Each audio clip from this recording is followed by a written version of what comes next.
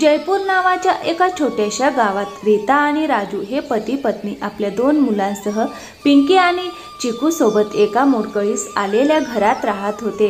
राजू हा मुखियाच्या शेतात मजूर म्हणून काम करत असे, तर रीता दुसऱ्या गावात सोनाराच्या घरात कामवाली म्हणून काम करत असे।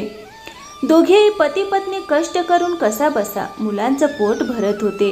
साधारणपणे गावात हलकी फुलकी पावसाची सर असायची, त्यामुळे शेतकरी आरामात शेती करायचे। पण यावर्षी पावसाने जोरदार थैमान घातले होते, त्यामुळे गावात पूर आला होता आणि शेतकऱ्यांचे मोठे नुकसान झाले होते। यामुळे जयपूरमधील लोक फारच त्रस्त झाले होते। दिवस असो वा रात्र, सगळ्यांचे हाल पावसामुळे सुरूच होते। यंदा तर पावसाने फारच कहर केला आहे। काम करणेही कठीण झाले आहे। घरातून बाहेर पडलं की पूर्ण अंग भिजून जातं। अशा मुसळधार पावसात घराबाहेर जायची इच्छा होत नाही। काय होणार या वर्षी आपलं, तेही या मोडकळीस आलेल्या घरात। ठीक आहे, आता मी कामावर जातो, नाहीतर मुखिया रागावेल, असं म्हणून राजू शेतात कामाला जातो।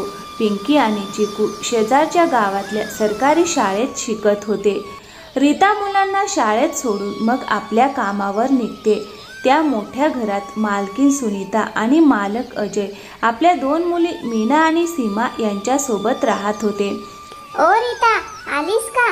पटकन घर काम उरकून टाक, आज माझ्या मुली मीना हिचा वाढदिवस आहे। संध्याकाळी 5 वाजेपर्यंत सगळं काम संपव आणि त्यानंतर हॉल सजवायला मदत कर, चालेल ना? हो बाईसाहेब, मी आधी घरातलं सगळं काम उरकते आणि नंतर हॉल सजवण्यात तुमची मदत करते। रीता अनितासोबत मिळून हॉल सजवायला लागते। दोघी मिळून घर अगदी सुंदर सजवून टाकतात। बाईसाहेब, घरातलं सगळं काम आटोपलं आणि पार्टीची तयारीही करून झाली, तर मी आता घरी जाऊ का? हो हो जा, पण तुला आठवते ना, आज माझ्या मुलीचा वाढदिवस आहे, म्हणून तू संध्याकाळी 8 वाजता आपल्या मुलांना घेऊन नक्की ये आणि मला तुझी मदतही लागेल। हो बाईसाहेब, मी मुलांना घेऊन वेळेवर येईन, असं म्हणून रीता आपल्या घरी जाते आणि मुलांना नीट तयार करून संध्याकाळी 8 वाजता पार्टीला येते। पार्टी अगदी देखणी असते। ते पाहून रीतेची मुलं थक्क होतात आणि म्हणतात, अरे वा रिंकी, बघ हे घर तर महालासारखं दिसतंय आणि बाहेर इतका पाऊस कोसळतोय तरी आत काहीच जाणवत नाही। दोघांचीही बोलणी मीना ऐकते आणि म्हणते, हे घर महालासारखं दिसतं कारण ते माझ्या बाबांनी प्रेमाने बांधून घेतलं आहे, म्हणून पावसाचा त्रास होत नाही। म्हणजे असं झालं की घर मोठं असेल तर पावसाची जाणीव होत नाही। भाऊ, आपणही बाबांना सांगूया आपल्यासाठी मोठं घर घेऊन द्यावं, मग आपल्यालाही पावसात त्रास होणार नाही। चला चला मुलांनो, इकडे या, आता केक कापायची वेळ झाली आहे। जेव्हा पार्टी सुरू होते आणि मीना केक कापायला लागते, तेव्हा पिंकी आणि चिकू मोठं घर नीट पाहण्यासाठी मीनाच्या खोलीत जातात। भाऊ बघ ना, ही खोली किती सुंदर आहे, यात किती छान छान वस्तू आहेत आणि ही अलमारी तर किती सुंदर दिसते। दोघंही वस्तू पाहण्यात मग्न होतात। पाहता पाहता 10 मिनिटं निघून जातात। वस्तू पाहता पाहता ते मीनाची अलमारी उघडून आत बघायला लागतात। इतक्यात मीनाची बहीण सीमा त्या खोलीत येते। ती पिंकी आणि चिकूला अलमारी समोर उभं पाहते आणि जोरात ओरडते, तुम्ही दोघं माझ्या खोलीत काय करताय? लगेच सांगा। आई, पटकन इथे ये, बघ हे दोघं आमच्या खोलीत काय करत आहेत? मुलीचा आवाज ऐकून अनिता लगेच खोलीत धावून येते। तुम्ही दोघं लगेच माझ्या खोलीतून बाहेर पडा। अनिताला पाहून पिंकी आणि चिकू खूप घाबरतात। रीता पण अनिताचा आवाज ऐकून धावत तिथे येते। काय झालं बाईसाहेब? तुमचा जोरात ओरडण्याचा आवाज खालीपर्यंत ऐकू आला, काय घडलं? काय झालं विचारतेस? सगळंच झालं, तुझी हे दोन्ही मुलं त्यांच्या घाणेरड्या पायांनी आणि कपड्यांनी माझी संपूर्ण खोली घाण करून टाकली आहे। मोठं घर पाहिलं म्हणून इकडे तिकडे हिंडायला लागले। सैर करायलाही काही मर्यादा असतात. मी तर तुझ्या मुलांना म्हणून बोलावलं होतं की त्यांना एवढी भव्य पार्टी कधी पाहायला मिळाली नसेल, पण तुझी मुलं आपली अवकात विसरली आहेत. आणि अजून एक गोष्ट, उद्यापासून तू कामावर येणार नाहीस. तुला मी कामावरून काढून टाकलं आहे. नाही नाही बाईसाहेब, तुम्ही असं करू नका. एकदा आमचं म्हणणं ऐका. ही मुलं अजून लहान आहेत, त्यांना माफ करा. मी वचन देते की यापुढे असं कधी होणार नाही. ही माझी शेवटची चूक समजून मला माफ करा. बाईसाहेब, मला कामावरून काढू नका. माझी मुलं याच कामाच्या आधारावर जगतात. कृपा करा प्लीज, मला कामावरून काढू नका. ही तुझी समस्या आहे, माझी नाही. आणि कान उघडे ठेवून ऐक. आता तू इथे काम करू शकत नाहीस, कारण मी तुला कामावरून काढलं आहे. आणि हो, तुझ्या या दोन्ही मुलांना घेऊन लगेच इथून निघून जा. असं म्हणत अनिता रीता आणि तिच्या मुलांना घराबाहेर हाकलून देते आणि पुन्हा कामावर न येण्याचा कडक इशारा देते. मग रीता आपल्या मुलांना घेऊन घरी जाते आणि घरी गेल्यावर ती विचार करते, घरात तर अन्नाचा एक कणही नाही. मी मुलांना काय खाऊ घालणार?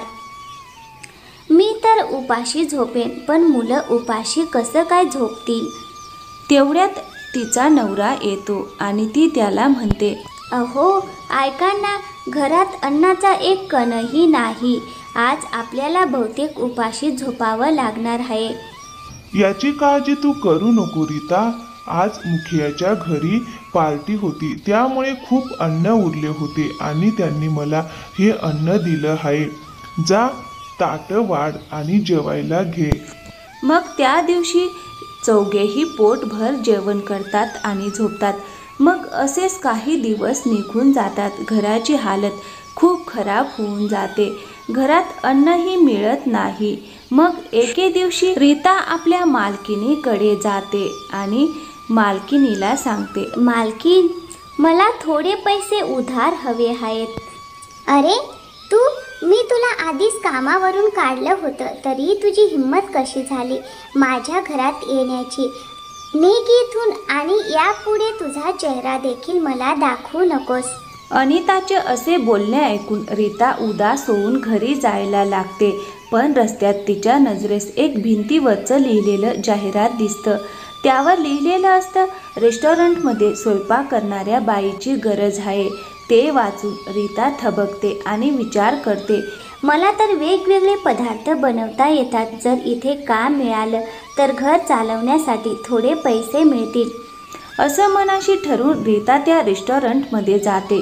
छान आहे, तुला एवढं काही बनवता येतं तर चालेल, आजपासूनच कामाला लाग. आणि अशा प्रकारे रीता रेस्टॉरंटमध्ये स्वयंपाक करू लागते. रात्रीपर्यंत तिने केलेलं सगळं अन्न संपून जातं. वा, आज तर सगळं अन्न संपलं. पण उद्यापासून तुला सकाळी लवकर येऊन आणखीन जास्त अन्न बनवावं लागेल. हो साहेब, मी उद्या सकाळी लवकरच येईन आणि अजून चविष्ट जेवण बनवीन. ठीक आहे, तुझ्या आजच्या दिवसाची कमाई 500 रुपये. 500 रुपये घेऊन रीता सर्वप्रथम गोदामात जाते. तिथून थोडं राशन घेते आणि घरी परतते.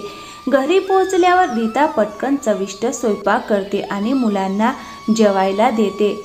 मग दुसऱ्या दिवशी सकाळी लवकर उठून ती मुलांना शाळेत सोडते आणि रेस्टॉरंटमध्ये कामावर जाते. तिथे जाऊन ती अनेक प्रकारचे पदार्थ बनवते. रीताने बनवलेले पदार्थ ग्राहकांना खूपच आवडतात. तिच्या हातचं जेवण खाऊन आलेले लोक खूप कौतुक करतात. आज बनवलेले जेवण त्यांना आधीपेक्षा जास्त आवडलं. आदर्श भाऊ, आजच्या जेवणाला तर तोडच नाही. इतकं स्वादिष्ट जेवण मी आजवर या रेस्टॉरंटमध्ये कधीच खाल्लं नव्हतं. काय जादू केलीस की इतकं चविष्ट जेवण झालंय. आज मी घरी सुद्धा जेवण घेऊन जाणार आहे. माझ्यासाठी पॅक करून दे. आपल्यावर झालेलं कौतुक ऐकून आदर्श फार आनंदी होतो. तो रीताला म्हणतो, वा रीता, कमाल केलीस. ग्राहकांना तुझं जेवण एवढं आवडलं की ते घरी सुद्धा पॅक करून नेत आहेत. खरंच रीता, तुझ्या हातात जादू आहे. तू स्वयंपाक शिकलीस कुठे? कुठेच नाही साहेब, मी माझ्या आईकडून स्वयंपाक शिकले आहे. त्या दिवशी आदर्शचे सगळं जेवण खूप लवकर संपून जातं. आज तर जेवण खूप लवकर संपलं. उद्यापासून आपल्याला अजून मेहनत करून अधिकाधिक पदार्थ बनवायला हवेत. आणि हो, जेवण जास्त विकलं जातं असल्यामुळे मी उद्या दुकानात नवीन फ्रीज आणि पंखा आणणार आहे, ज्यामुळे ग्राहक थंड पाणी आणि थंड हवा घेत घेत जेवणाचा आनंद घेतील आणि आपलं जेवण आणखीन जास्त विकेल. तुझं यावर काय मत आहे? हो साहेब, हे खूपच छान होईल. ग्राहकांना थंड पाणी आणि पंख्याची हवा मिळाली की ते अजून खुश होतील. दुसऱ्या दिवशी सकाळी आदर्श आपल्या रेस्टॉरंटमध्ये नवीन फ्रीज आणि नवीन पंखा लावतो आणि जसं त्याने विचार केला होता तसंच होतं. आणि मग रीता कामावरून परत येत होती. झोपडीजवळ आली तर तिचे दोन्ही मुलं बोलत होते. भाऊ, त्या दिवशी पार्टीत किती मज्जा आली होती ना. तेव्हा आपण किती मोठ्या महालात होतो आणि आज या मोडकळीस आलेल्या घरात बसलो आहोत. काश आपलंही घर मोठं असतं तर आपणही आरामात राहिलो असतो. तेवढ्यात तिथे रीता येते आणि दोघांना म्हणते, अरे, तुम्ही इथे बसला आहात? जा, तुमचा होमवर्क करून घ्या. उद्या तुम्हाला शाळेत जायचं आहे ना. तोपर्यंत मी घरकाम आणि स्वयंपाक करते. आणि हो, जेव्हा तुम्ही होमवर्क पूर्ण कराल तेव्हा छान जेवून झोपा, कारण उद्या तुम्हाला शाळेतही जायचं आहे. ठीक आहे आई, आम्ही आमचं होमवर्क पूर्ण करून येतो. तोपर्यंत तू स्वयंपाक कर. मग काही दिवस असेच जातात आणि रीताच्या घराची परिस्थिती थोडी सुधारते.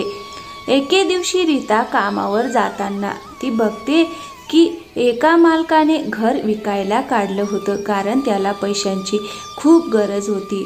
मग रीता त्यांच्याजवळ जाते आणि घर बारीकीने पाहते आणि मग घर मालकाला विचारते, भाऊ, या घराची किंमत किती आहे? बहीण, फक्त 50,000 रुपये. ते काही जास्त नाही. बहीणजी, ही तर फारच कमी किंमत आहे, कारण हे घर नुकतंच बांधलं गेलंय. जर दुसरीकडे विकत घ्यायचं तर 2 लाख रुपये द्यावे लागतात. बरं, ठीक आहे, पण तुमचं घर जास्त दिवस टिकेल ना? पुढे काही अडचण येणार नाही ना? हो बहीण, हे खूप वर्ष टिकेल. तुम्हाला यात काहीही त्रास होणार नाही. ठीक आहे भाऊ, पण नीट सांगा. मी 40,000 रुपये देईन. जर तुम्हाला घर विकायचं असेल तर मला 40,000मध्ये द्या. ठीक आहे बहीण, ही घ्या घराची कागदपत्र. आता हे घर तुमचं झालं. तुम्ही येथे राहायला या. मग रीता घरी येऊन आपल्या पतीला आणि मुलांना सगळी गोष्ट सांगते. हे ऐकून सगळे खूप खुश होतात. वा, आता आपण आपल्या नवीन घरात जाणार, जिथे पावसाचा काहीही त्रास होणार नाही. जणू आपण स्वर्गात राहायला जाणार आहोत. आता पाऊसही आपलं काही बिघडवू शकणार नाही. नवीन घरात जाण्याच्या आनंदाने मुलं खूप खुश होतात. तेवढ्यात राजूही येतो. शेवटी तू मुलांची मनोकामना पूर्ण केलीस. मुलं तर माझ्या जीवाचा तुकडा आहेत. त्यांच्या आनंदासाठी मी काहीही करू शकते. सगळे नवीन घरात राहायला जातात. नवीन घरात आल्यावर मुलं खूप खुश होतात आणि रीताची कमाईही छान होऊ लागते. रीताच्या हातचं जेवण खाण्यासाठी रेस्टॉरंटमध्ये ग्राहकांची गर्दी होत असे. म्हणून आदर्श खुश होऊन रीताचा पगार दुप्पट करतो. काही दिवसांनी राजूही मुखियाच्या शेतातली मजुरी सोडून रीतासोबत जेवण बनवायला लागतो. दोघांनाही आदर्श चांगला पगार देतो. त्यामुळे घरखर्च व्यवस्थित चालू लागतो. मुलं उन्हाळा, थंडी किंवा पावसाळा कोणत्याही ऋतूत आपल्या नवीन घरात आनंदाने राहू लागतात आणि सगळं कुटुंब आपलं आयुष्य सुखाने घालवू लागतो. तर मित्रांनो, कशी वाटली आजची गोष्ट? आवडली असेल तर व्हिडिओला लाईक करा, शेअर करा आणि हो, चॅनलवर नवीन असाल तर प्लीज चॅनलला सबस्क्राईब करायला विसरू नका. थँक्यू, धन्यवाद मित्रांनो. पुन्हा भेटूया एका नवीन कथेसोबत.